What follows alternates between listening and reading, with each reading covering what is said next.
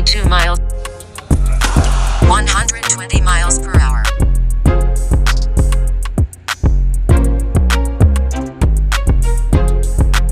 All right, what is up, guys? It's Coach K here. This is the first video where you get to actually hear me speak, so hopefully you're looking forward to that.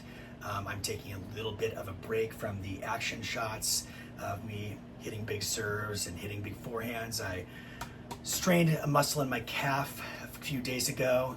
I have a little bit of Peter Pan syndrome. I was playing some points out with one of my 16-year-old students, and I sprinted after a drop shot and felt something in the calf, that can't say it felt great, considering I couldn't walk afterwards, and went to urgent care. They gave me some excellent feedback saying I could be out for 1 week to several weeks, and they just said I pulled my calf. I have a feeling it's a little bit more specific than that, but hey, you get what you pay for, so it is what it is. So in this channel, sorry to get sidetracked there, but we're talking about how to serve big, not being the tallest person, the most athletically endowed person, not being the most flexible, being quote unquote past your athletic peak. We're going to talk about how to serve pro level speeds despite these quote unquote limitations. And as I've stated earlier, I was able to go from 107 miles an hour to 122 in 6 weeks. Now, this did take a lot of research. It took a lot of research into the mechanics. It took a lot of research into specific gym work that helped the mechanics. I wouldn't say necessarily got stronger from the gym work really, but it enabled me to feel what positions I needed to get into in order to serve bigger. So for example, I think, feeling a hinge of the hips is very important. You look at the top pro servers, they're all getting a very powerful hip hinge as they're going into their racket drop like this. So as the legs are straightening, the hips are hinging upwards, I should say, as they're going into the racket drop. So we're going to start with myth number 5. This goes right alongside with what this channel is all about. And myth number 5 is that you must be tall to have a big serve. As I've stated, this is simply untrue, and I'll give you guys some examples here. Not only the fact that I'm 5'9.5" and can serve 122 miles per hour now at sea level, but there are many pro players, current pro players, former pro players, just to name a few, that I've alluded to in my comment section in previous videos. There's Benjamin Becker. He was able to serve in the 140s. He was the guy that beat Agassi in Agassi's last match ever at the US Open. Thomas Johansson won the Australian Open several years ago. And 5'11", served in the 140s. Johan Kriek from very many years ago, could serve in the mid 130s. He was 5'9", and we've got Italian guy currently on tour. He's been in and outside the top 100, Matteo Bellucci, lefty. As you may have seen the podcast with TFO, is the Changeover podcast on YouTube, where he discusses playing Bellucci actually in the first round of the first round of the French Open. And he was like, wow, what is going on here? This guy's 5'6", serving 135. Man, I'm about to lose first round of the French Open. So these are examples that show you it clearly can be done, not being a giant and being able to serve huge. Yep, that was myth number 5. Now, coming in at myth number 4, the very commonly distributed myth that the more leg load, the better. This is not true. Loading your legs is important. However, what's even more important is how fast you can come in and out of that leg load. So you'll see Dr. Mark Kovacs, PhD, he's an expert on the serve speed. He discusses the importance, in multiple podcasts and videos about how important it is to come in and out of that leg drive.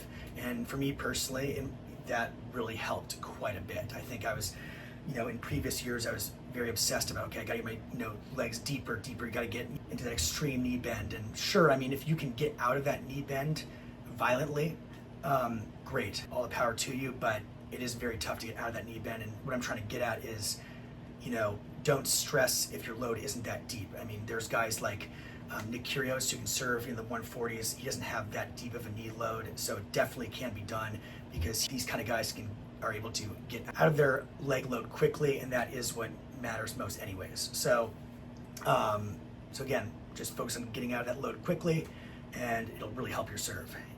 Number 3, this one's very common, that you must have a high elbow during the trophy phase. This is simply inaccurate. It is extremely important to have your right shoulder below your left shoulder into the trophy position. This creates a lateral tilt. It creates that cartwheel motion that you'll hear a lot of great serving coaches talk about, and all great servers do this.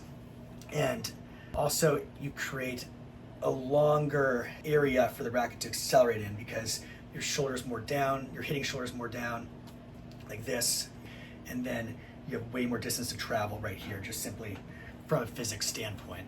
So now, myth number 2 here is that you must have a huge follow through to be able to pop a big serve. And this is just simply not true. In fact, if you obsess over having a big follow through, it can single-handedly destroy your serve, because what's extremely important is what's happening right before contact, during contact, and after contact. You need that long axis rotation, that quick internal rotation of the shoulder, that pronation of the forearm. You need to stay on that forward and downward swing path after contact, like this. So if you watch all the best big servers, when they're hitting a flat serve, they all stay on this plane right here.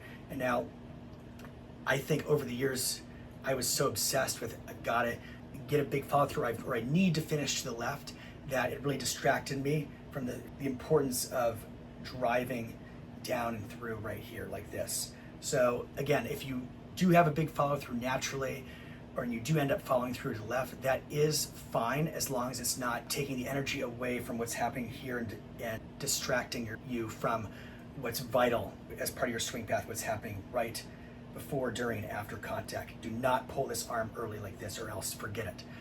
And now, capping it off at number 1, you must actively snap your wrist. That is myth number 1. That is just simply untrue. Do you want there to be some wrist movement in the serve? 100%. You will see a lot of great servers have kind of this cobra action here. Not necessarily all of them, but quite a few, because the wrist does need to stay loose, and you will see a lot of great servers have the wrist release like this into their swing, like this. Like TFO, for example, he has a pretty limited racket drop, and he doesn't even get the most impressive shoulder turn by any means, but his load isn't phenomenal. He does get in and out of it quickly, but he does have a loose wrist. And so I do think having loose wrist is important, because it does allow you to get more racket head acceleration, and it is a small portion of what's happening into contact and after contact right here. So yes, have a loose wrist, allow it to flex naturally, but again, do not consciously try to snap your wrist. That'll destroy your serve, and it's a huge myth that's still being spread to this day, so be aware of that. And I hope you enjoyed this video. If you like this content, please hit the like and subscribe buttons on the bottom. Thank you for watching, and have a good rest of your day.